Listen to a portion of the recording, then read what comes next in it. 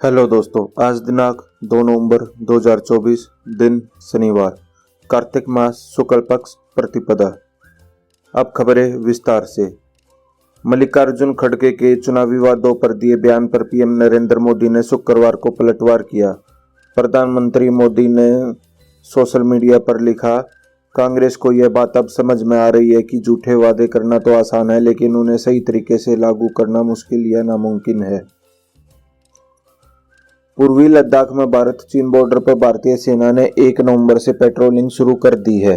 अब डेमचोक पर निगरानी की जा रही है। डेपसोंग पर जल्द पेट्रोलिंग शुरू हो जाएगी। हालांकि चीनी सैनिकों के पेट्रोलिंग की बात अभी सामने नहीं आई है। शिवसेना उद्धव गुट के सांसद अरविंद सावंत ने शुक्रवार 1 नवंबर को शिंदे गुट की उम्मीदवार साइना एनसी को लेकर विवादित बयान दिया।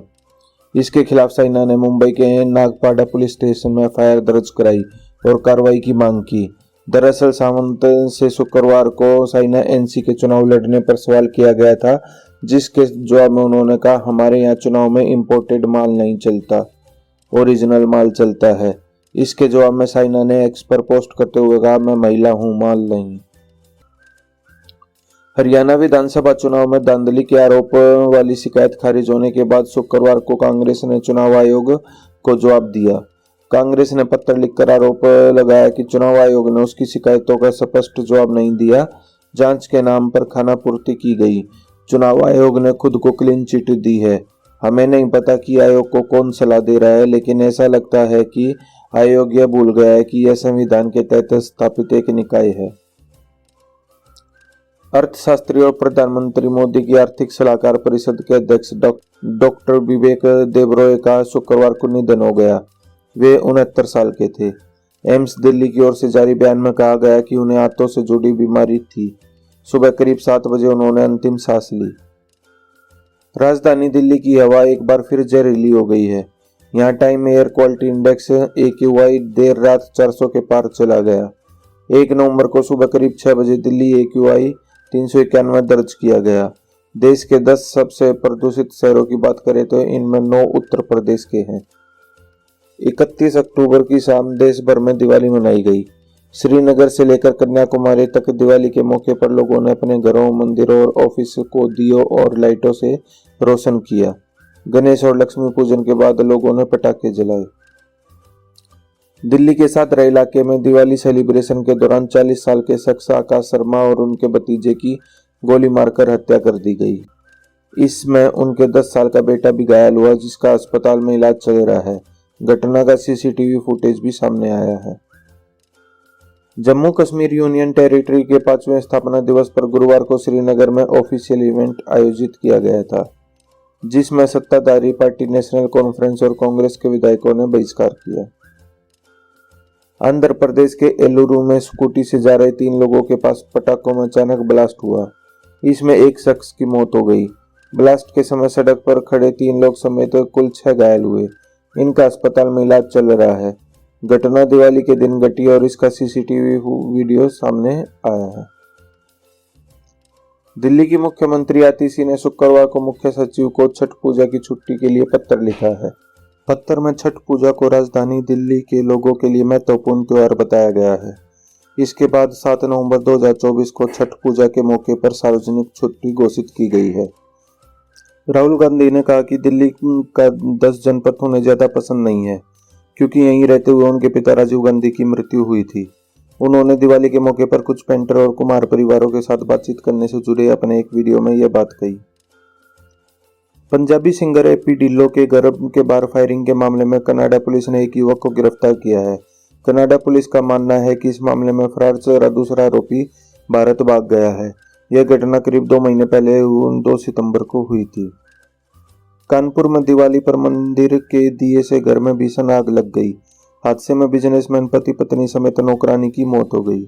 पूजा करने के बाद मंदिर में दिया जलाकर पति पत्नी सो गए थे। बांग्लादेश के चटगांव में पुलिस ने नेशनल फ्लैग के अपमान के आरोप में 2 अल्पसंख्यक हिंदू युवकों को गिरफ्तार किया है।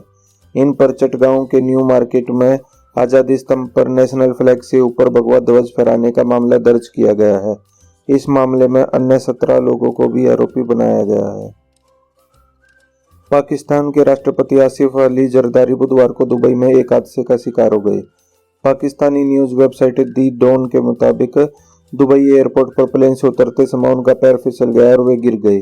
उनके पैर की हड्डी टूट गई है। पाकिस्तान के बलूचिस्तान प्रांत में शुक्रवार को एक ब्लास्ट में 7 लोगों की मौत हो गई। मरने वालों में 5 बच्चों समेत एक पुलिसकर्मी भी शामिल है। इसके अलावा अन्य 23 लोग भी घायल भी हुए हैं। ब्लास्ट को अंजाम देने के लिए एक मोटरसाइकिल पर रिमोट कंट्रोल्ड आईईडी बम लगाया गया था। स्पेन में भीषण बाढ़ से कम 205 लोगों की मौत हो गई है। न्यूज एजेंसी रॉयटर्स के मुताबिक बाढ़ का सबसे ज्यादा असर पूर्वी स्पेन के वेलेंसिया शहर पर पड़ा है। यहां अब तक 155 लोगों की मौत की पुष्टि हुई है। लापता लोगों की तलाश अभी जारी है। पूर्व अमेरिका राष्ट्रपति और रिपब्लिकन पार्टी के राष्ट्रपति उम्मीदवार डोनाल्ड ट्रंप ने बांग्लादेश में हिंदुओं के साथ हुई हिंसा की निंदा की है। उन्होंने गुरुवार को सोशल मीडिया पर दिवाली की शुभकामनाएं देते हुए डेमोक्रेटिक पार्टी से राष्ट्रपति उम्मीदवार कमला हैरिस की आलोचना भी की। फेस्टिवल ऑफ लाइट्स यानी दिवाली के त्योहार को लेकर भारत समेत दुनिया भर में जश्न मनाया गया।